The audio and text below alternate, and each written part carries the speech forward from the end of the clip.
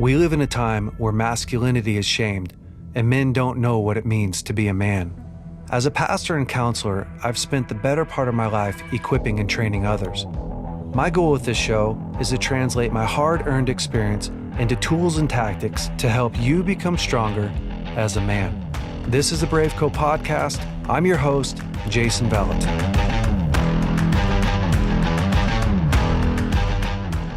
All right, well, this week I get to be with one of my good friends, Aaron Zint. Aaron, thanks for having me. Yeah, man. It's so fun.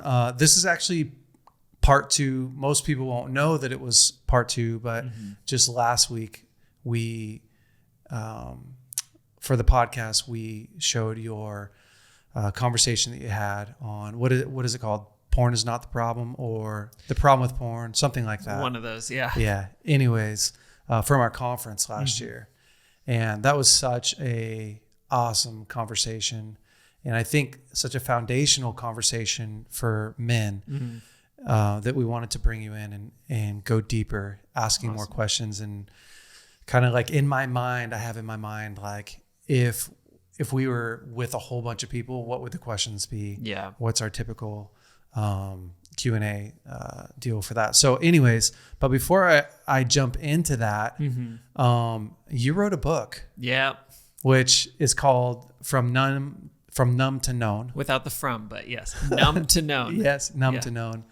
And man, I'm so proud of you. Why don't you talk a little bit about your book and what the journey was for you to write that and all that? Yeah, well, I had actually written a version of the book a couple of years ago, and it was really just kind of a brain dump of I've been talking to guys on a weekly basis at our men's group about all this stuff, and I just say the same thing over and over and over, but I think it's things that people need to hear over and over and over before they really sinks in, because it's not just new information. Oh, now that I know this information, everything can be better. It's actually implementation, and it requires you to actually walk some stuff out.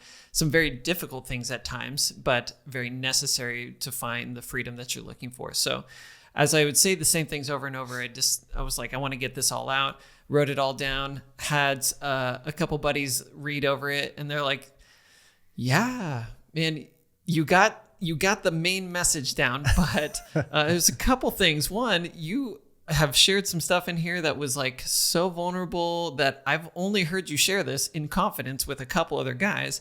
But then two, are you sure you want to share that? Yeah, it was like, are you sure that this is what you're trying to get out to the world? Because I kind of made it basically a share, like of what I would bring to a small group. Yeah. And then after that kind of conversation, I realized, my goal is actually different. Now that I've got it all out, I want to make this something that's actually helpful for guys. So I essentially rewrote the entire book. And I think that was the point that I came to you and was like, okay, I'm ready to make this a thing. And we sat down and just kind of hashed out the different things. You're like, do you have this in there? I was like, no. And you're like, you probably need that in there. I'm like, good point. So we had a number of things that we hashed out, as well as the main message. And then I just started writing, and I did that for probably another year plus. And so the conference last year was a chance for me I basically preached the book. Yeah. And so the book is a deep dive into each of the things that I talked about. Section 1 of the book is porn is not the problem. And to get the fundamental idea that the addiction to porn, or the use of porn, however you would label it, goes deeper. The reasons behind why we go to that is not just because, naked people are fun to watch. Like it's just great, of course. Yeah. But especially when you've decided, I don't want to do this, and then you can't seem to stop. And so that becomes more it reveals more about what's happening internally, that says, I need to break my core values in order to get something. But what is it that I'm really getting out of this? Yeah. It's not just, arousal. It's not just an orgasm if you're masturbating to it, but I'm actually getting some emotional needs met. So the rest of the book dives into the 3 main areas that I have found that when I address these areas, porn became the least desirable solution out of a whole host of solutions. And those 3 areas being isolation, passivity, and pain. And so the book is a deep dive into each of those things and what it means to address isolation in your life, what it means to address passivity, and what it means to address pain. That's awesome. Writing a book is just on its own is such a feat and an accomplishment. And man, I'm just so proud of you. Thanks. Watching you go through that process. And you have so much to give. You know, you've been helping men become whole, live healthy, and really actually solve the real issues going on in their life for a long time. You've done that. Yeah. And so, man, it's so cool to watch you put it on paper where guys can actually tackle that. We're going to go through, again, the conversation about pornography, how to tackle it. But we won't cover everything. So if guys want the full deal, they can go on to Amazon right now. Yep. They can order your book and read it. So yeah. Awesome. Thanks, man. Yeah. You said something a second ago that I want to touch on, because I think that this is where a lot of guys enter into the conversation, is with this idea that, like, I just want to stop doing porn. Right. Yeah. And you've worked with guys for a very long time. I've worked with guys for a very long time. And whether that's on the prayer line, I see that a lot on a prayer line, totally. Right? Like, you'll speak or I'll speak, or it happens and someone will come and just say, like, would you pray for me? I'm stuck in pornography. I want to quit doing porn, you know, and which is totally like valiant and honorable and awesome. So there's no slam on the guy that's like at that spot. Yeah. They're asking for help, which is a great start. It is. And I remember the last guy that asked for prayer because he was stuck in pornography. But you know when you say something back to somebody and you're like, ooh, I didn't know I was going to say that. I hope he's going to take it okay. So I was something that's a little more direct. Yeah. We were on the prayer lines and he came up to me. I just spoke and he said, hey, would you pray for me? I'm struggling with masturbation. I want to quit. And I said, yeah, absolutely. I will pray for you 100%. But I just want to let you know that a lack of prayer isn't the root cause for your addiction to masturbation. Right. And I wasn't saying it in like this arrogant, do you know what I mean? Right. Which he could have taken it that way. Like, oh, but I wanted to have a conversation with him, at least start the conversation in his mind that doesn't typically happen at church. Right. Yeah. Typically we'd pray for a guy like, Lord, would you take this away and make him complete and solve the problem that's in his life, whatever. It's a more generic prayer like, hey, God, would you help him overcome the addiction that's in his life and bless him? Yeah. And the guy goes away. But obviously the problem is that porn or masturbation isn't the problem. Right. So like in a deal like that, what do you typically say? Like, where do you take a guy from there? Yeah. Well, I start off by saying that, I have known guys that have gotten prayer and then they stopped looking at porn after that. Yeah, me too. But I've also known those guys, some of those guys for a longer period of time, and the things that were propping up their porn use were still there and still needed addressing. Now, thankfully, some of those guys actually began to address those things because if it doesn't manifest in porn, it will manifest somewhere else. Yeah. And so our goal is not like you and me, we don't have this big crusade like we need to get guys to stop looking at naked people doing it. That's like, we're real big into people not doing that. It's not we don't want people on tombstone to say, didn't look at porn, it's not exciting. The reason why we use porn, it's almost like our inroad to go, oh, finally you're recognizing that there's something that needs addressing. And those things, when you address those, are going to bring you a ton of life. Oh, also you won't want to look at porn anymore. But that's why we want to kind of direct away. So what I would say is if you go to a mechanic and your check engine light is on, and if the mechanic was like, oh yeah, I can take care of that, no problem. And he defuses the light bulb that is in there, or he puts a piece of tape over it and goes like, I took care of the check engine light for you. I think you would probably fire that guy and go like, no, I know that this light means something else needs addressed. So porn is just the check engine light. And sometimes, and I get it. I was there for so long. the check engine light seems like, well, if that turns off, like if it turns on for a while and eventually turns off, we go, whew. And that happens from time to time. It's so true. But that can be, you know, something else entirely. So we want the desire for sexuality and what we would deem as our sinful direction that we're pointing our sexuality. We want that to go away. And I just don't think that it would be very helpful. The desire for intimacy that we're looking for, the desire to feel connected, the desire to feel powerful. A lot of times porn gives us that. Yeah. The desire to alleviate emotional pressure that's built up over time, to give us a sense of comfort and peace that it works temporarily. Our desire for those things are good. And so I think porn, when we use porn, it can be a blessing that we've gone to something so painful in our lives that it has forced us to look in the right direction. And so the check engine light is scary enough to make us go, oh yeah, because I know guys who don't look at porn, who also are not living the life that Jesus paid for, because they are still experiencing a lot of isolation, a lot of passivity, and a lot of pain. It just manifests in all kinds of other places. Yeah, it's interesting. I was watching the show Biggest Loser years ago. Yeah. And if you guys haven't watched the show Biggest Loser, it's basically they bring in these contestants who are way overweight and they challenge them and do a whole bunch of teamwork, and they work with personal trainers, and whoever loses the most weight is the biggest loser, and they win the grand finale and whatever, $1 million and I don't know, liposuction or something like that. It's pretty cool. Pretty fun reality TV show.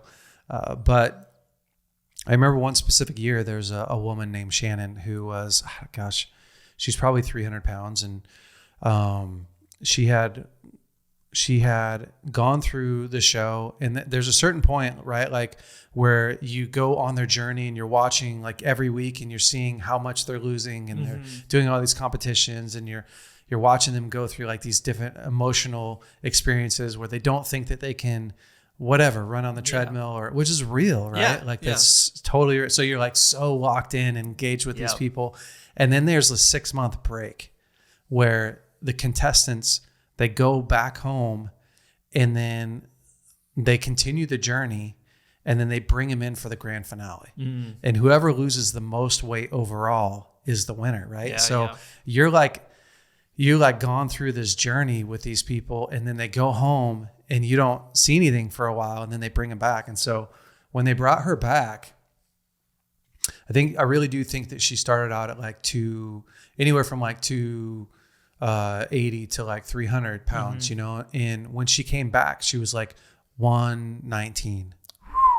And so when she walked out, the whole crowd went, because she was anorexic. Oh. And it was really interesting, right? Like it was clear. It was really clear that something was wrong. It wasn't just like, oh wow, that's incredible, because obviously to lose that much weight is so incredible. But what happened after that is on the news and talk radio and stuff, there's some real backlash around, are we trading one addiction for another? Is that what this show's doing? And are we not getting to the real root of the issue, right? And you could clearly see like it's just as deadly and dangerous to be anorexic as it is to be obese. Right. And instead of giving this woman like a whole toolbox full of, okay, I mean, you put on weight for a reason, and you're looking at porn for a reason. And I watch guys do that a lot. So I watch guys trade one thing and go run to another thing. Right. Because let's be honest, like it's freaking hard. Yeah. It's hard to quit being passive. It's hard to build real relationship. Yeah. It's hard to work through pain. Yeah. So it's so much easier to become obsessive about work, or to become obsessive about fly tying or hunting or whatever it is that we want to, right? And start that process of like, okay, I'm not looking at porn, which is great, but I'm going to run over here and do this thing. And because I don't actually know how to, I was never given the skills, the tools one, to really figure out what's going on inside of me and how to do this. One of the tools that I like to give guys when, so like phase 2 for BraveCo for our 12-month discipleship course is sexuality and relationships, which of course, because you teach in it. But I think the 5th video that we do, like the 5th lesson, is guys mapping their highs and their lows and what happened in their life. And, it's a history. Yeah. Okay. So it's like map your highs and your lows for your whole entire life. What were the key turning points? What were the pain points? And then the next lesson is map out your cycles. Yeah. Right. Which is this cool process, because what I found in men and women, but most people don't actually know what they went through. They don't know why they are the way that they are. Yeah. They just hate why they are the way that they are. Yeah. They hate what they're doing. Yeah. But they haven't stopped and thought through like, oh shoot, when I was 6, I was molested or I was introduced to porn. And then when I was 10, I was having all kinds of relationships, weird encounters of relationships. Right. And you put that on paper and you start to map out, what did I learn here? What did I learn here? What did I learn here? What was the overall theme in my life? Yeah. How do my parents relate to me? How do I relate to them? Did I bond to them? Right. What did they think about me? And I'll tell you, like, that's one of the most revealing things that a guy could do to start to pinpoint, like, who the heck are you? And how did you get here? Yeah. And why do you have all these check engine lights coming on? Yeah. Yeah. We are, there's a line that I don't know if I got it from somebody else or I came up with it. It doesn't matter. But the past is not behind us. It's inside of us. Gosh. We are an amalgamation of our experiences with our parents, with friends, with any kind of, we have lots of things that are deemed traumatic growing up. And then there's lots of things that we wouldn't deem traumatic, but they have such a profound effect on the way that we approach other people because of that event. Like kids laughing at you on the playground because of, you missed, you peed your pants, whatever. That leaves an imprint, and not just mentally, but physiologically. And so when I have a good buddy who was sharing that he was at a camp as a kid, and all week they were just having a great time. He built a friendship with this group of kids, and they're like running down the path one night towards the cafeteria chanting their team name like over and over. It's just having a great time. They're probably like 10 years old. And then one of them changes the chant to say my friend's name and go, he is gay. He is gay. Like, I don't know what. Just goofing around. But all of them started chanting. And so what my buddy shared was that it was a painful, like, oh, what the heck? But eventually things were fine. And so you could look back on that experience and go like, yeah, that was unfun, but I don't know that it affected me much. However, what he began to realize is that when he got in groups of friends like myself and our other friends who love him and would never treat him unkind, never intentionally, he realized he had become hyper vigilant in any group of friends, always wondering, when are they going to turn on me? And this wasn't something that he articulated ever until he reached this point where he saw a check engine light come up in his life. And he said, like, oh, I wonder what's beneath that. And just the kind of mapping that out, realized that was actually a pretty significant moment, because it determined the way that I show up in safety or vigilance with other people. Wow. And so that kind of stuff, like when I would think back to having been molested as a kid, I literally remember saying the words, yeah, I don't think it affected me much. And the reason I thought that was because I could think back about it and not have any emotional response. I'm like, yeah, I can remember the event. I can remember the stuff that happened. I'm like, I feel like I forgave the person. I feel like I forgave like all the things around it. However, I realized there was so much more involved emotionally in that moment than the molestation itself. As I began to map that out in my history, as I began to do some deep dives into the areas where I'm like, why do I have these check engine lights come up? I realized, wow, there was a severe lack of safety that I experienced that led up to that moment, to why that moment happened, why it was allowed to happen, that I had never addressed, and that I could feel a ton of fear around. When even the thought, like I eventually shared this with a counselor. Yeah, I was molested, blah, blah, blah. And he started asking questions. And this is where, like, in a small group with a pastor or even with good friends, if you take time to actually dig into some of those painful areas, they can ask good questions like, so wait, why were you with that person? Wasn't it known that that person was unsafe? Well, yeah, and so as we dug in, we suddenly realized, like, oh, I never should have been able to be in that environment. And I couldn't have known that as a kid, but other people could have. And so it revealed how much pain I had that was surrounding the circumstance as well, that I had, that was like feeding into all these other areas of my life I just didn't even know. And we're not, when we talk about bringing up the past, we're not like, go on it's not like going to a beach with on a witch hunt. Metal detector going like, hey, where is it? Where is it? However, I do want my metal detector active so that when I step on something sharp, I'm not just going, well, hope I don't step on it again. Yeah. I go, oh, I bet there's some more beneath that. Because if I can like clean that up, AKA pursue healing, then the people, my family, my wife, my friends walking behind me don't step on the same stuff when they encounter me in a way that would naturally trigger that again. Yeah, it's true. We never outgrow the past. And it is something that is part of what makes us. And if you haven't reconciled it, then you have this 10, 11, 12, 13, 14, whatever year old leading that part of your life and giving you data on what to do and what to expect. And I was thinking the other day, there's a whole bunch of men who are leading their marriage the same way that they led their relationship when they were in high school. Yeah.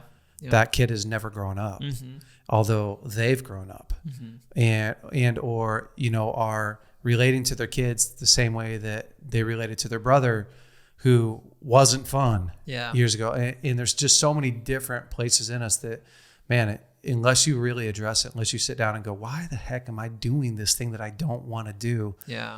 You end up in life just living a life that you don't want to live. Right. So it's helpful for guys, to kind of wrap up that first question. Like it's helpful for you to stop and go, why is my check engine light on? Yeah. Not how do I get it off? Yeah. It's a better question. Yeah. Why? Yeah. What's really happening inside of me? And oftentimes you have to go back to what happened in your past. Now, the kind of thing that I've had some people push back against this with is like, well, when you got saved, like, didn't Jesus take care of all that? Like, isn't that part of the finished work of the cross is like, he redeemed the past. So like, why would we go back and I become a new creation. That's it. Old things are passed away. They're gone. Don't have to think about them, worry about them anymore. So what would your response be to somebody who's like, yeah, but I'm a new creation, so that stuff doesn't matter? Yeah, it's a great question. The thing to me is when we come to Jesus the same way that we come to maybe our friends with our Sunday best on and our masks on and the poser, right? Like you can see me, but you can't fully touch me. He doesn't really have access to complete the work that he started in you. And so our walk with God is a process, right? I think that's why Paul says like, work out your salvation with fear and trembling is like, it is this process. It's not this one-time event. And so I definitely think that there is that God made available for us to have a new mind, have a new heart. And there is the grace, there's the mercy to be able to step into that. But we have to access that grace and that mercy by going, Jesus, this is who I really am. Yeah. This is really what's going on. What do you see? Yeah. What do you think about this? These are the thoughts that are in my head. When we get married, we have the ability to have unlimited connection with someone else and to have emotionally, mentally, physically, spiritually, it doesn't mean that when we get married that we do have unlimited connection. It means that we have the capacity to do that. Yeah. And it takes me being willing to live without protection, work through my pain, be an owner, have needs, show up to the relationship. And the same thing's true with God. Like as people, we so want God to be responsible for our life. Yeah. It's the same as when people are praying like, God, would you bring the one to me? That one person. I would love to not have to choose that hard decision. Yeah. I'm just praying. I'm just looking for the one. And you're like, well, I don't know that there's a couple times in scripture where that happens, right? You have Adam and Eve. You have, there's a prostitute in the Bible. Oh yeah. Hosea. Yeah. Hosea. Yeah. Right. And he's like, you're marrying her. Yeah. That's the one right there. And a couple other places, but not many, where God goes, I am going to choose for you the person. Yeah. Any more than you see God overtake somebody and go, I'm going to make you do what I want you to do. Right. You're going to quit porn. You're going to have a new mind. It doesn't happen very often. It's God loves this process, which I think is more like Psalms 23, where you see this man who is all busted up and he gets laid down, right? So he's like in this really crappy place, and God lays him down and does this restoration process. And he says, like, he restores my soul. And then he lets that guy, I would think that Psalms 23 would say, like, he restores my soul, and then he leads me in the field of peace forever. But like, it doesn't. It says, and then I go, yea, even though I walk through the valley of the shadow of death, right? Yeah. Like I go back into this place that would be terrifying, that would be horrendous, that would be. So to me, like, if you want to access the new mind, new heart, you have to be willing to be vulnerable enough. You have to be willing to be open enough. You have to be willing to really come to God, to the bride, open and honest, and transparent, and willing to allow him to heal those different places, because God's a gentleman. He's not going to force his healing on you. He's not going to force you to face your fears. He's going to invite you into that any more than my wife is going to force me into deeper intimacy with her. Right. That would be a violation. Yeah.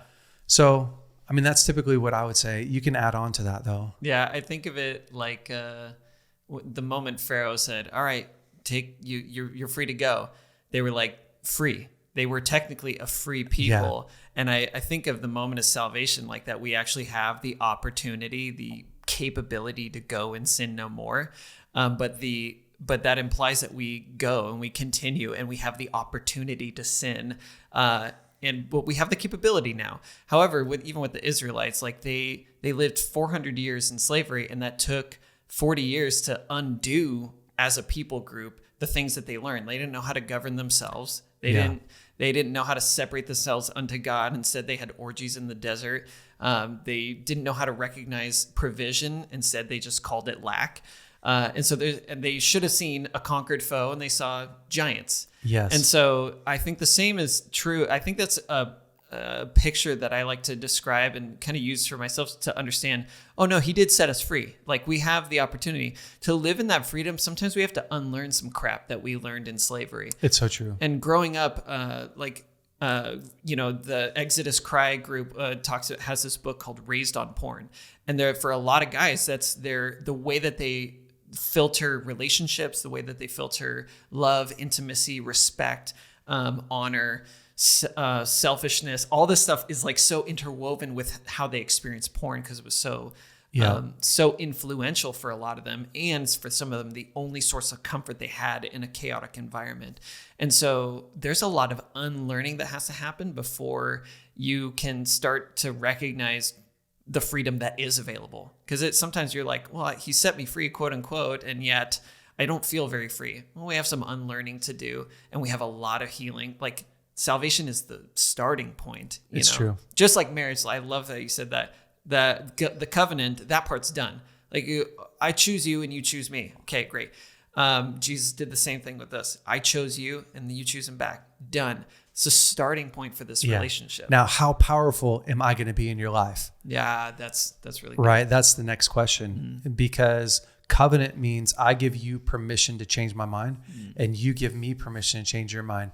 And we come into those relationships, even with my spouse. I'm sure you do it with yours, with your spouse, of like, I'm not sure that I want to give you full access to everything. Yep. And it really is. I mean, I've been married for 11 years, and it really is this process of working through my fears, working the bondages, right? Yeah. Working through these bondages, my preconceived ideas of myself, of what relationship is. I mean, I was married before, so I have this whole mindset just about marriage that I have to work through, and it's the same with God. Yeah. It's the same with, and I love that the Egypt analogy, because it really did, right? Like it really honestly took 40 years of going around in a circle, right, to get Egypt out, of the Israelites, and ultimately a whole generation had to die off, right? Yeah, which is the craziest thing, right?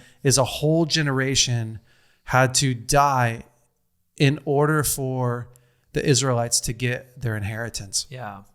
And that is really what we see on a regular basis with a lot of guys, is you have this mindset, this past mindset.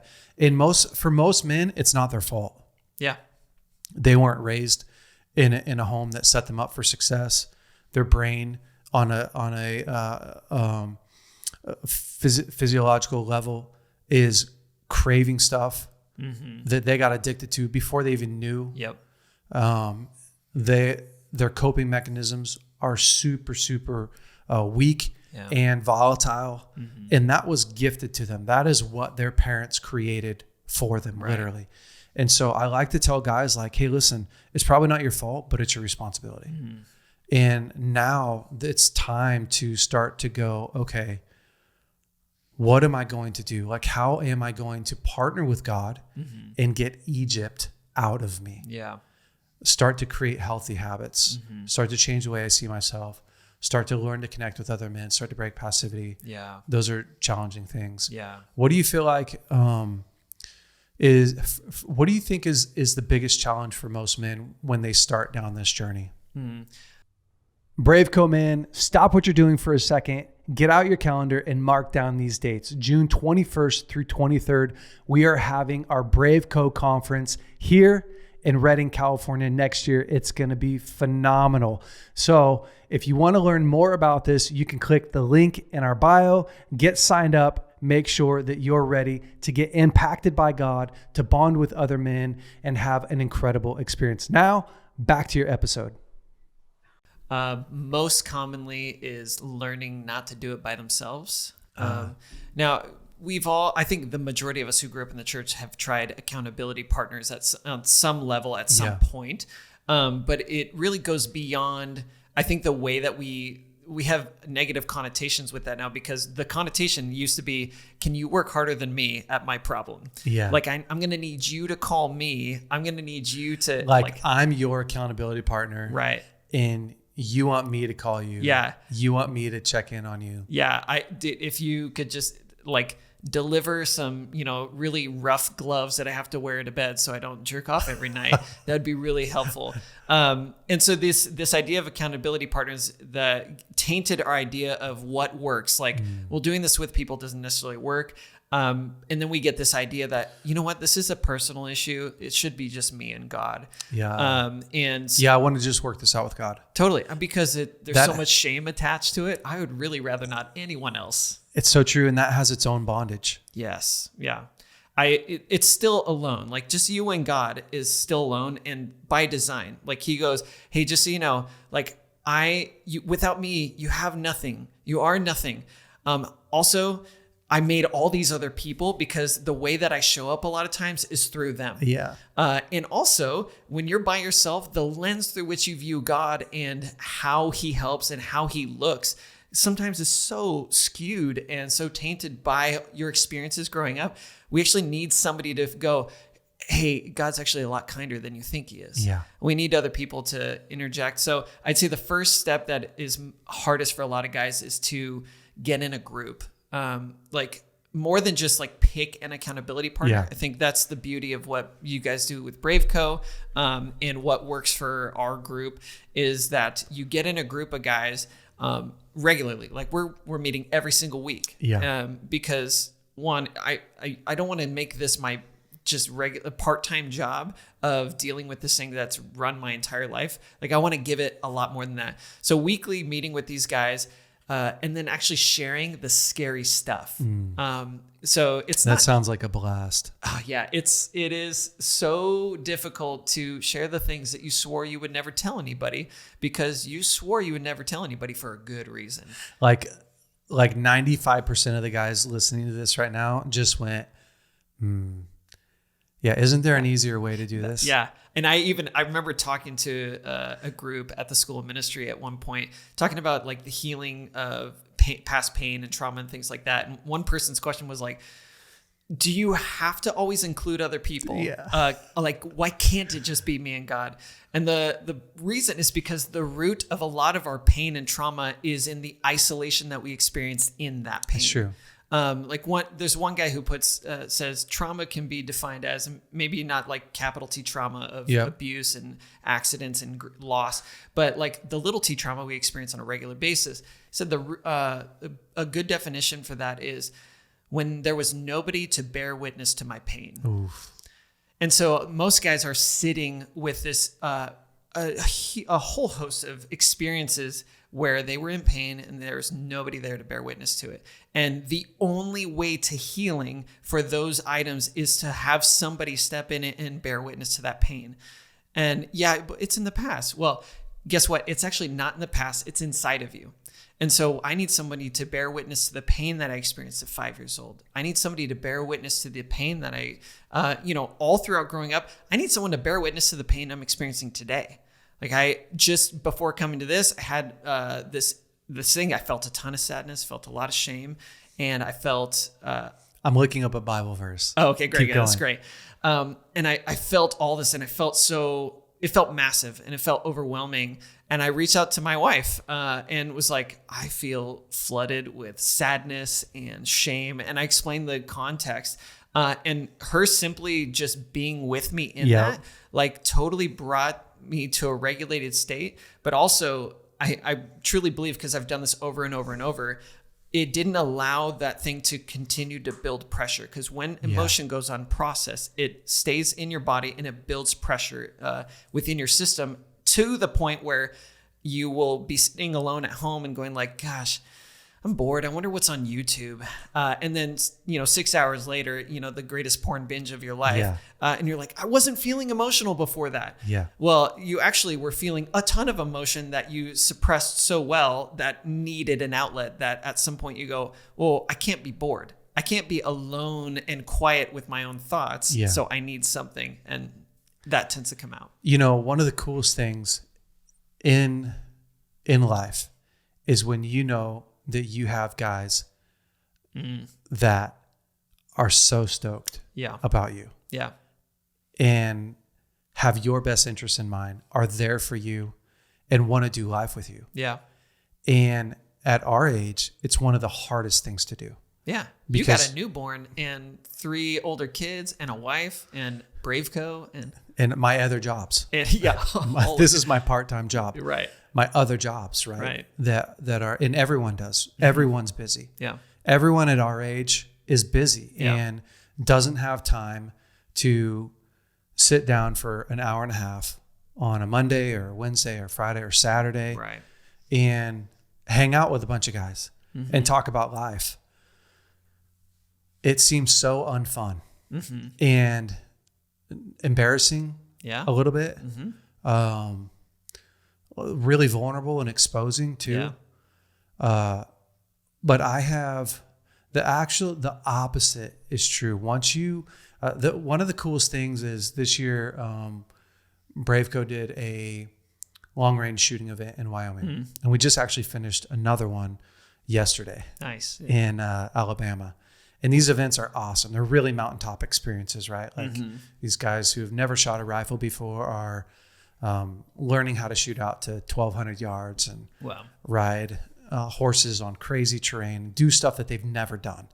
Well, after that event, which is at those events, and most guys have experienced something like that, it's really easy once like day 2 to like find a groove with the other guys. And it's even really easy to like open up and share something around the campfire that you haven't shared in a long time. Right. The challenge with that is when I come home, it's almost like those experiences become a one night stand. Yeah. It's like I met with God, right, and now I'm going back home. Or I had this one night stand and now I'm going to go live my normal life. Well, what I did after this last event in Wyoming is I just said to the guys that were up there, I just opened it up like, hey, I'm going to personally disciple 10 guys for 12 weeks if you want to. And so I had a whole bunch of guys reach out and go like, yeah, I want to continue. Like I actually want to. And man, I'll tell you like, so we meet Mondays from 12 to 1:30. That's our time slot. Middle of the week, beginning of the week, middle of the day. Right. And businessmen, CEOs, like these guys who are busy, like they represent society's busiest. Yeah. And they have carved that time out. I have seen more change in these men's lives than probably almost anything else I've ever done in my life. Wow. And the coolest thing is like that event was a catalyst unto this continued mountaintop experience. Yeah. That's been sustained. So like these guys' relationships with their wives are getting whole and healthy. And to me, here's what that means. Like I can give a real example. If the guy's like, well, what does that really mean? Yeah. It means that you can sit in front of your wife while she's sharing her emotions, especially about how you affected her. Yep. And you can listen to her. She feels known and understood. And that brings deeper connection. The hardest thing in the world to do. Is there anything harder? Not much. And to me, like, so that's the level that is happening in those groups.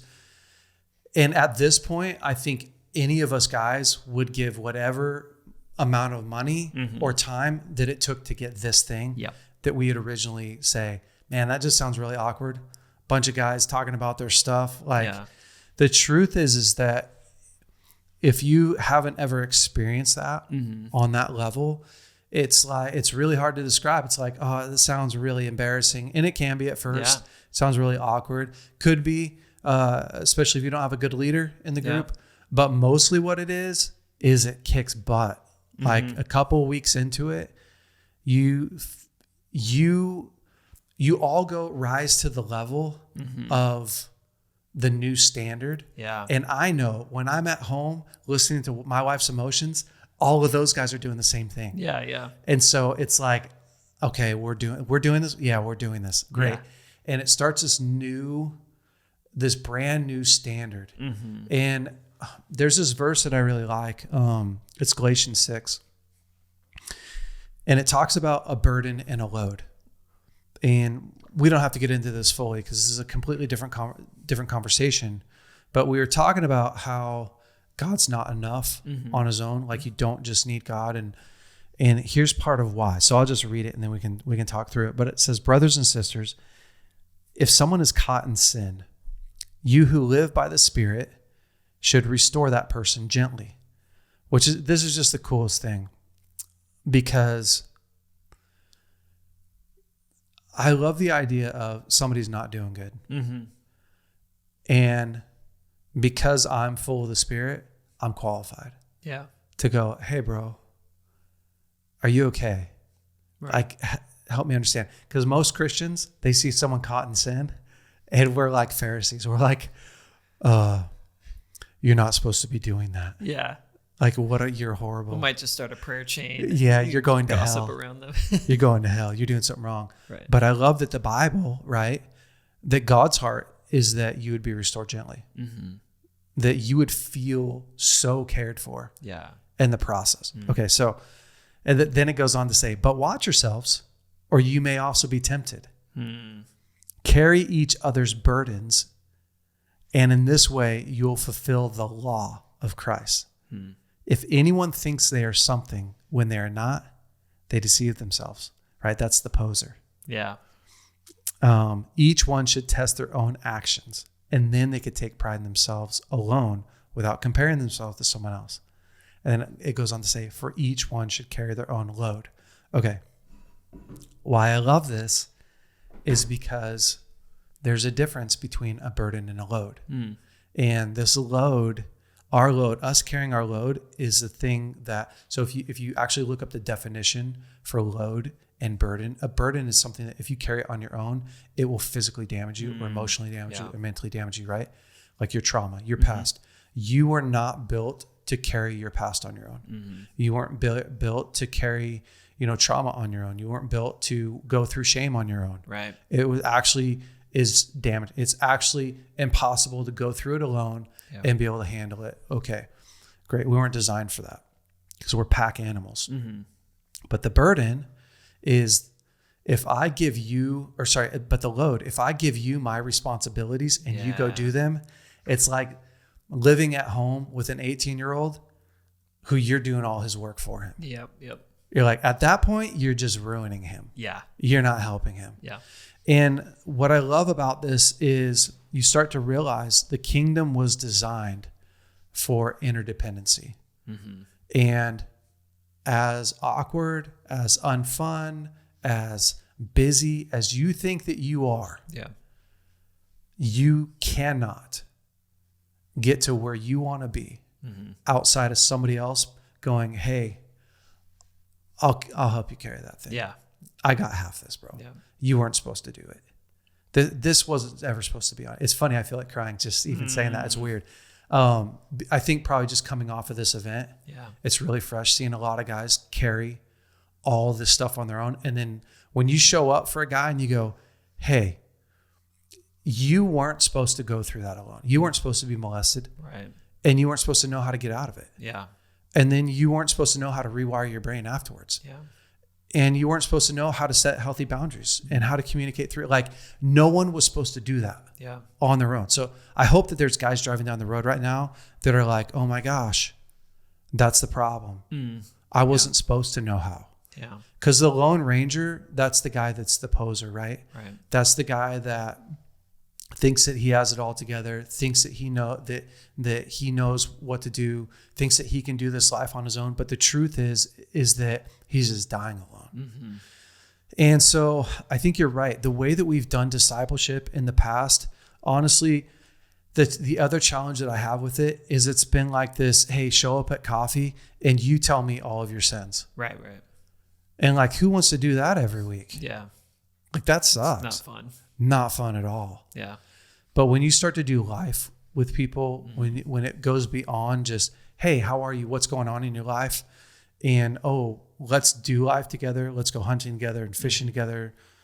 That becomes this like really life-giving, relationships. And so I think you're right. The hardest thing, I would agree with you. That was the original question. The hardest thing for men is you're not going to know where to start in terms of what to work on first. Right. Because it doesn't work like that. Yeah. It's the hardest thing is, who am I supposed to do this journey with? Yeah. That's so good. And that's the key. Because you don't fix this stuff on a linear path either. Right. So true. It doesn't work like that. Right. You can only deal with like part of an issue at a time. Right. Not even like a whole issue at a time. It's like the different areas in your life that are really hurting. It's like you take one little piece of it and you work on it for a while. And then like that thing gets fixed. And then, you're over here working on your marriage. Yeah. And then you get this like, okay, pretty good. And you come back over here and you're working on something else with it. That is not a straight path. Totally. That's the wandering in the desert part, it's man. True. This again, even the 12 steps, people who go through the 12 steps and say AA or Sex Addicts Anonymous, they'll redo steps over and over 100%. As they realize that it's needed.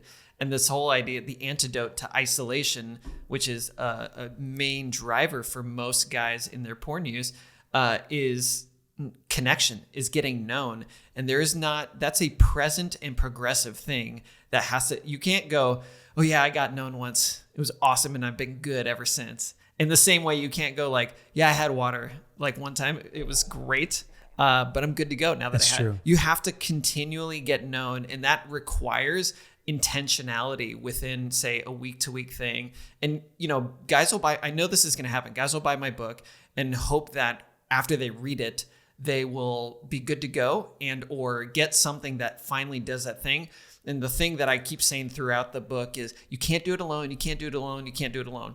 If you try, it won't work. You have to get known. You have to get known. And stay known. Yeah, and stay known. Because your life is ever evolving. Mm-hmm. Always evolving, mm-hmm. and new things are happening and new trials and challenges. Yep. And then beyond the selfish part of I'm just focusing on me, like somebody needs you. Yeah. Which I think that's the higher level, right? Yep. Is you eventually graduate into this place where you go, oh, these guys need me. Yeah. I have something that no one else can give to you. Mm-hmm. And it becomes now I'm on a mission. Mm-hmm. Now there's a lot of purpose in that. Yeah. There's a lot of healthy identity in that of like, these guys really need me to show up. Yeah. And I'm showing up for my wife. I'm showing up for my kids. I'm showing up for these men. I'm showing up at work. Like, okay, I am doing something that I haven't done in a long time. Like there is a momentum shift that happens in men's lives and I think that's when you start to realize like, oh, I'm getting way healthier because I'm so much less focused on me. Yeah. And so much more focused on what I'm doing. Right. And I think for me, like that's made the temptation for pornography, masturbation, I would say addictions in general, violating my conscience. That's what's made it so much easier for me is because years ago I struggled with masturbation and pornography and things like that. And what's helped me so much to go like, yeah, not worth it. Because I'm still tempted. Right. And sometimes it sucks. Like sometimes the temptation's like hardcore. I'm like, God dang, what is happening today? Right. I need to go figure this out. Right. But the safeguard for me almost always is, I have so much momentum and so many people counting on me. That's not even worth it. Yeah. Yeah. Like it's not a fear. Tell me if this is true. It's not some people could hear that and go, I'm so scared to ruin what I've got that like out of fear, I will go not. But that doesn't sound like what you're saying. No, for me, it's,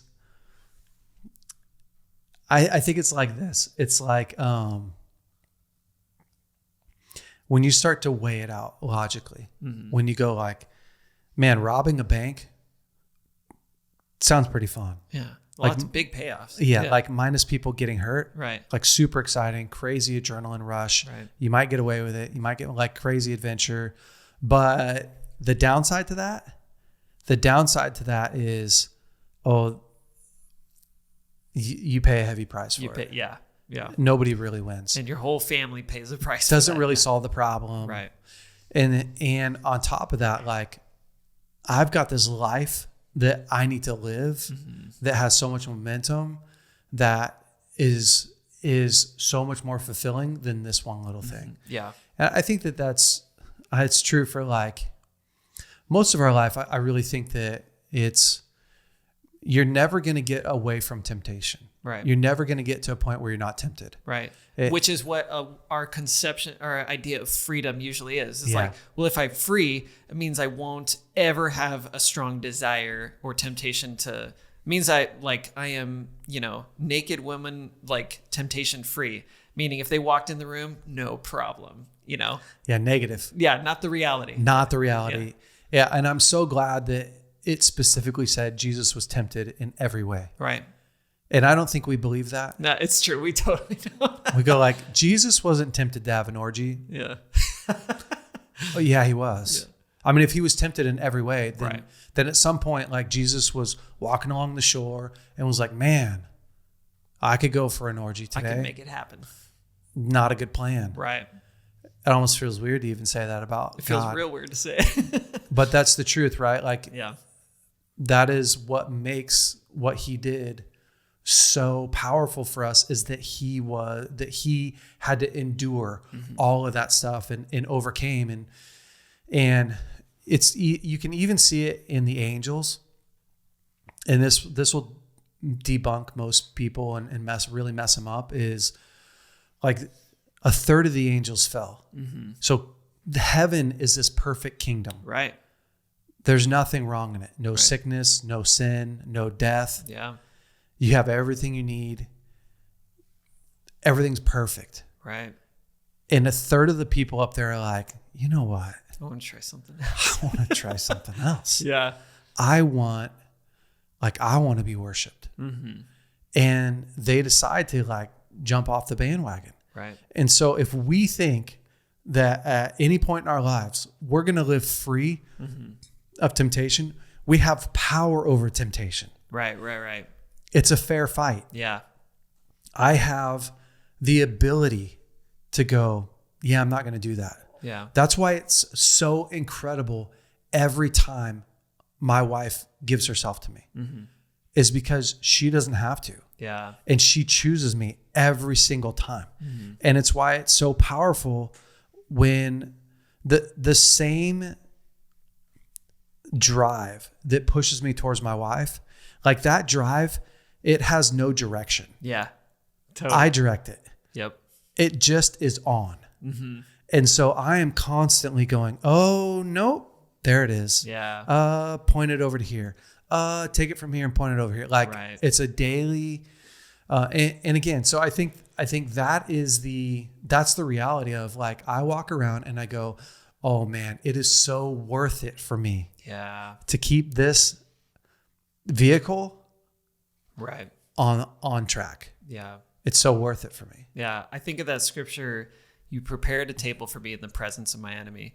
And I think of that in terms of what I think freedom actually looks like is the enemy is always there. It's like right in front of me. Yeah. But I got such a good meal in front of me. I'm like, I don't even need to fight, because I'm like, dude, this is so great what I'm experiencing.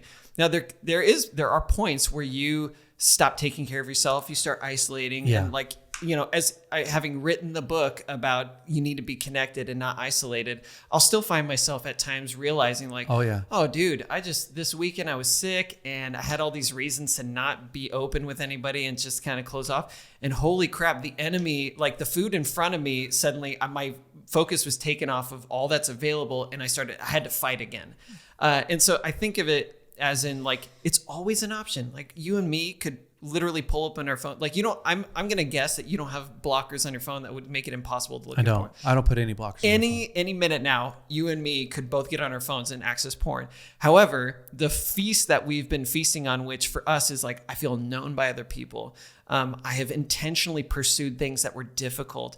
I am intentionally giving away things that is life-giving to other people. Man, I have so much life right now that to engage with that, it actually is gross. Like, I don't need it. I don't actually need it anymore. I have so many other good options, even and especially when I feel tempted, because when I feel tempted, I get a chance to go, I wonder what's going on here. I'm no longer like, bad Aaron, bad. I used to view my sexuality like this rabid dopamine pincher that see a girl walking down the beach and it's like, and I'm like, whoa, and I'm just like beating this dog with a newspaper. And eventually it got to this place where I'm like, I'll perk my ears up and that, I see there's something there that was real nice. Then I'm like, what do I really need right now? Because that feels like that's really strong pull. That's my check engine, like going, oh man, I felt really powerless today when this happened. I have felt lonely recently because of this, that, and the other thing. I can bring that to somebody.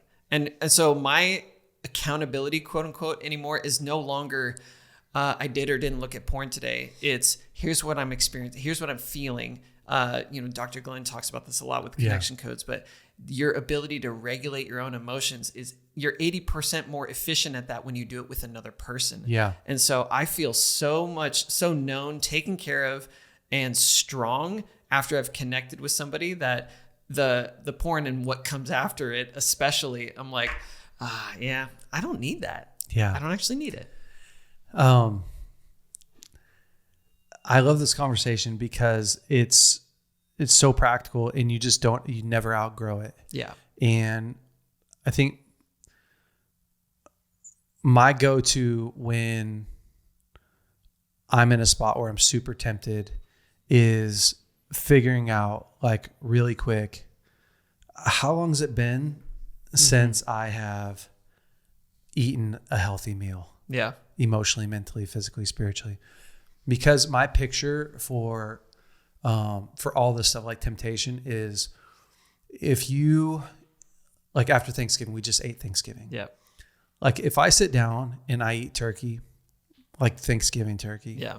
And I eat mashed potatoes and I eat whatever, like a cup full of gravy. Yeah, the greens and stuff like that. In order for me to say yes to dessert, like, I have to really want it because I'm so full. Yeah. And so it's so easy to say no to dessert. Right. Like, I don't eat dessert. And I haven't eaten dessert for a long time. And it's so much easier to say no to the extra ice cream and the apple pie, hot apple pie with, like, there's still something in me that goes, that would be really good. Yeah. But I'm so full from dinner, it's not hard. Yeah. And if I make sure, so this is the picture, guys. If I make sure when I wake up in the morning that I eat a healthy breakfast and that I eat lunch and that I eat dinner, it's not hard for me to not binge food. Right. Or it's easier for me to not. Yeah. If I skip breakfast and I eat a trashy lunch, and then by the time I get to dinner, the chances that I'm going to just eat whatever's in front of me when I walk into the grocery store, or it's so much harder to go, no to this bag of Doritos that I could just get right now. Right. Or it's so hard to be like, yeah, I'm going to have a carrot right now. Like, I have to peel a carrot and I have to go, it's like so much more work. Yeah. And so I like to think of it in those terms when we're talking about your appetite and your cravings and your temptations. Yeah. Most of the time we're tempted, not because of the devil's work or because of, like, there's all this temptation around us. Mostly we're tempted because we haven't been fed. Yeah. We're hungry. Anything. Yeah. And whether it's emotionally or physically, like, I'm really tempted to just go drink a soda. And, well, when's the last time you drank water? Yeah. And when's the last time you had a good meal? Right. And what's the plan for the next meal? And so I think that a lot of people haven't learned how to keep themselves full. Yeah. Yeah. Just in a good balanced diet. Yeah. Emotionally, mentally, physically, spiritually. That they eat a good breakfast, don't eat lunch, hypothetically speaking, and eat a crappy dinner, and then wake up. And so the next breakfast they have is trash. Yeah. And they're like, God, this lifestyle's so hard. Like, there's so much temptation around. It's like, well, no, you're not eating. You're right. Yeah. You're not eating. Right. And how you eat emotionally and mentally it's a feast with people. Yeah. It's a fellowship. The food is fellowship. Yeah. And you can't do that on your own. So if your food is self-centeredness, if it's isolation's starving. Yeah. Isolation's so starving that pretty soon your fellowship's going to be with somebody who is also in isolation. Right. You know, it's going to be a quick fix. It's going to be the bag of Doritos. It's going to be the girl that you didn't want to look at, all that stuff. So, you know, I remember a couple of years ago, I was on a vacation with my wife. We were in Hawaii on the beach. And to be honest with you, the beach isn't a place I love the actual beach, but the beach is just a ton of work. I mean, that's the truth for me. Totally. When I go to the beach, I'm just like, God dang. Yeah. And again, like part of me staying full is me communicating what's happening in real time with my wife. So good. So like I remember going to the beach and we walked on there. And the reason why I want to talk about this stuff, we'll be done soon, but the reason why I want to talk about this stuff is because I want to give guys a real picture of what it looks like to quote unquote eat to get full. Right. So we get down to the beach and we're on vacation, just her and I. So it's like romantic. And I realized like, God, I'm having to work super hard to not look at, because it really is tempting. Yeah. You see people half naked, like that's an exciting thing to see. Right. I was created to go, wow. Yeah. And I've never met these people. So it's not like I've ever even spent my whole entire life with them. And so it's old news. Right. Everything's new news. Yeah. And so it's a new mountain to explore. It's a new fishing spot to fish. It's a new route. Like nothing's old. Right. And so for me, I'm just at a point where I'm able to go, oh, hey babe, I'm working really hard right now. Mm-hmm. And she's like, oh, working hard doing what? I'm like, there's just so much going on. There's so much temptation going on. And I just don't want to be alone in it. Mm-hmm. I don't want to feel any shame. I want you, and I'm not even saying, hey, something's wrong, because nothing's wrong. Right. But I also don't want to be alone. Yeah. Because then I'm lonely. Yeah. And then I feel like I'm hiding this. I feel like, honestly, a 12-year-old boy who's at the pool looking down every girl's shirt. Mm-hmm. Like that's what it feels like. Yeah. That's the feeling that I have. Right. Is like, this is way more than a 12-year-old should have ever had to deal with. Right. Because I do think that how society, like the hyperstimulation of society today, like I don't actually feel like we were designed to go and try and fight off looking at women wearing almost nothing. Right. And I'm not saying that's women's fault. Sure. I'm simply saying I don't feel like we're supposed to. Mm-hmm. Any more than I feel like we were created to eat bags of Skittles and have sugar the way that we have it. And like, it's crazy. Our bodies were not designed for that kind of input. No.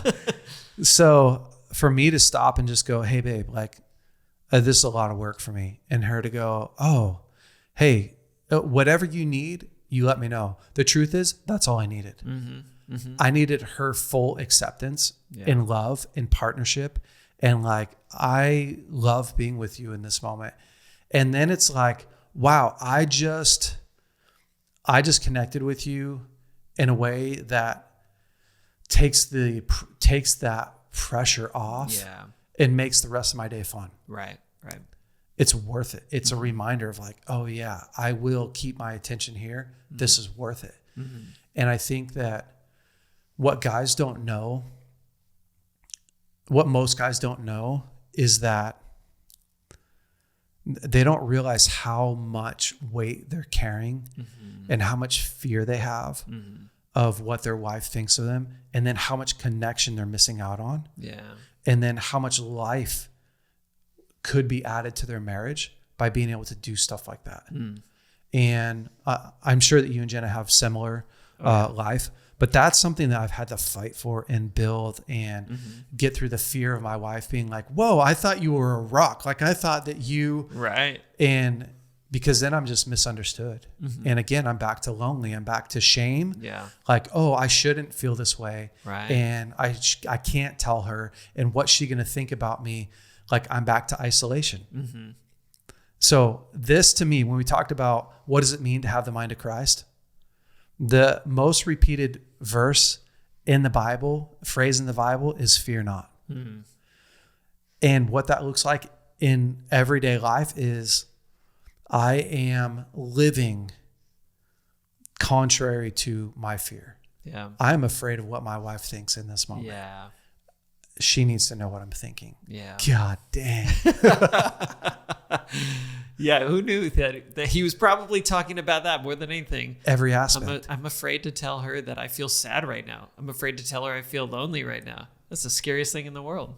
Yeah. And the thing is if your marriage, if you're not exchanging those things back and forth, right?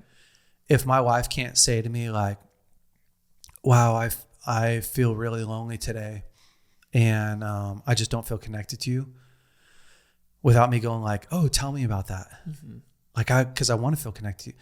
Man, your marriage is starving. Right. And starving in your marriage is a recipe. Oh yeah. For being like ferociously hungry. Yeah. In other places. There's that proverb 27, I think it's 27, to the hungry, anything bitter is sweet. Yeah. And there's a dude gets his hand trapped between a rock and a mountain hiking in Utah or whatever. 5 days, eventually cuts his hand off in order to escape. And I read his memoir, and as he found this pool of water as he was running out, he just dumped his face into it, drank. He said it was the sweetest water he's ever had in his life. And when he pulled his head up, he saw it was brown and there was a dead bird in it. The sweetest water he's ever had in his life. 5 days. To the hungry, anything bitter is sweet. So if you're like, wow, man, I keep going back to really bitter things. Yeah, you're probably pretty dang hungry. You're starving. Yeah. And I think this is what I love. That's why I love doing this, is because I think most marriages, most people don't ever see that there's like 5 levels above where you could be living at. Right. And also it's so revealing to guys, this is why. Even if you're not married, like the depth of somebody knowing you and on a regular daily basis, like it's not enough once a month to hang out with a bro. Yeah. You just can't do it. You have to eat more. Yeah. And the only reason why you don't think so is because you can't see your emotions. If you could, they would be anemic. Yeah. They would be starving. They would be deficient. And so, most guys are walking around like that, and it's not rocket science. Right. It's intentionality. And it's very scary, and it will require courage. Yeah. Anything that you feel like you want to touch on real quick before we end? There's a lot of practical ways to stop looking at porn this week. Okay. Do it. I put that at the end of the book because I know the temptation is to jump there and go, let's do all this thing and ignore the things that are causing this to rise. Yeah. But there's some very basic things. One is when you do get in a group in a very practical way, you have some sense of being outside of yourself, for one. Yeah. You have making phone calls, shooting texts out. Sure. The not being alone part. Sometimes what it does as you begin to say, I really want to look at porn right now. Yeah. And you ask you ask your own questions like, what's happening? And then you start to answer that, but you share it with somebody else. It actually pulls you out of this irrational place that your brain is. Like all the blood flows in the wrong area of your brain. It's not the front where you make really smart decisions. Yeah. And so one of the ways that is very helpful, if you can make yourself actually reach out to somebody, is we call it play the tape, where you go, hey, let me just tell you what would be about to happen if I went down this road. So I would be doing this, I'd click on this, and then cut to like 5 hours later. And this is me telling somebody, I have seen this, I've done this. This is the amount of shame that I'm living in right now. This is the conversation that I have with my wife. Here's how she reacts to it, because I've done this a million times. Yeah. Like I know how this plays out. Yeah. So at the end, sometimes I get done sharing that with somebody and they're like, cool, so you want to do that? And I'm like, no. But I also am like, oh my God, did that really happen? No, it didn't happen. But I can relive that so easily. So we call that playing the tape. That's awesome. Also just taking regular emotional inventory so that if the train is moving 100 miles an hour, real difficult to stop. It is. But you can catch the train moving at 1 mile an hour when you realize that you have some pain anywhere. Yeah. Doesn't matter. Low level fear, low level loneliness, low level shame. You share it, you get it out. There's a lot of other stuff. Like I don't diss porn blockers at all, because sometimes you need external structure before you can build the internal structure up. And so anything that you can do to build an external structure, like design your environment in a way that makes porn difficult to get to. Yeah. Because it gives you a little extra time to start accessing your rational brain. Now, porn blockers have never saved anyone because we're smart and we get around them. But do we? We can. This is how you find out how creative guys are. We're going to put a link to how to get around your porn blocker.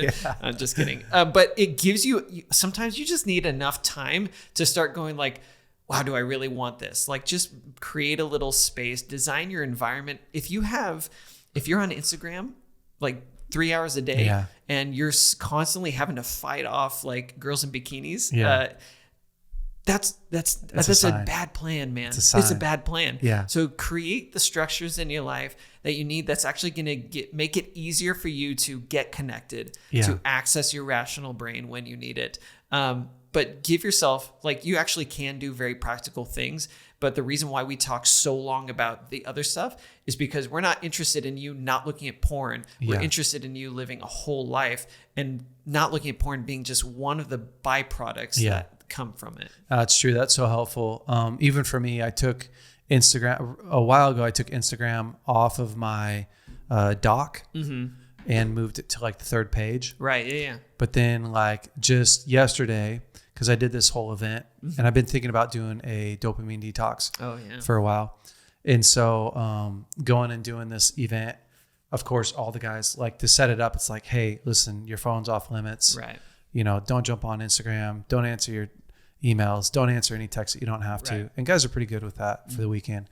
But yesterday I just like deleted it from my phone. I'm like, I haven't looked at it in 5 days. I never feel like, oh, wow, that was a good hour spent. You're never like super built I'm up so stoked that I spent, and it's easy for me to like spend an hour on there. Right. I'm looking at everything I want to look at. Totally. Like fighting stuff and hunting stuff. Right. And eventually you're just like, wait, what is my life? So I'm having to do it what every other guy's doing as well, is decide the quality of my life. And so sometimes in order to up the quality, I'm like, I don't really want to deal with that. Yeah. I don't want it in my phone for a while. It's not bad. It's just unhelpful for what you really want. So unhelpful. So guys are going to be really confused because they're going to be like, wait, I see you answer questions on Instagram. Yep. It's because I have a manager for my Instagram account. So that's helpful. Yeah, it super is. But Aaron, thank you so much for coming on, man. And I love doing this stuff. We'll do it again. Would you pray for the guys? Yeah. And, I don't want to make it, because a lot of guys could think like, oh man, I didn't even pray to deal with this stuff anymore. But I love it when God comes and he takes a bunch of stuff away. Yeah. Or when he gives a big breakthrough with a father wound. So don't misunderstand what we're saying there. Yeah. Yeah. So would you just pray and ask God to come and like make it a fair fight? Right. Yeah. Yeah. Okay. So Holy Spirit, we invite you, to the guys listening right now and women listening right now, that you would come and just fill their heart with courage. Yeah. Courage to step out of isolation, courage to get known in the places that, as you think of those memories, as they come to mind, you have this, your heart starts pounding and you have this strong desire to forget that it ever happened. And Lord, I just ask that you would step into those memories in a way to show that you're close, you're kind, and you're not ashamed of them. And I just release healing over past trauma. And I ask that, Lord, you would start to pull the things that we have pushed down, that you would start to pull them to the surface so that you can bring healing in connection with people. I just declare breakthrough, like it is possible to level up because the Holy Spirit shows up and does something. And to understand that it is the beginning, but it is so possible. So Holy Spirit, would you come just hit people in a way that they didn't expect, with your kindness, with your love, with your grace to actually take a step forward that they've never taken before. Amen. Yeah. One more thing I want to pray for guys too, because I feel like there's probably a lot of guys that are like, man, I'm having a hard time finding community or finding other men to run with. Real. And so God, I ask that you'd bring breakthrough, that men would, you say that you put the lonely in a family. Yeah. And Lord, I ask that you would do that for men. Yeah. Really practically, that they would find men close by to run with, to do life with. And Lord, that you would put the lonely in incredible families. Amen. Aaron, thank you so much for your time, man. Yeah, man. Love you, bro. Thanks for having me. Love you too. And for everyone else, have an incredible week this week. Stay brave. Hey guys, thanks so much for listening to the BraveCo podcast. If you like this podcast, would you please rate it, review it, leave us a great comment. And if you like this episode in particular, share it with your friends and family. That helps us to spread the word. Guys, stay brave. We'll see you next week.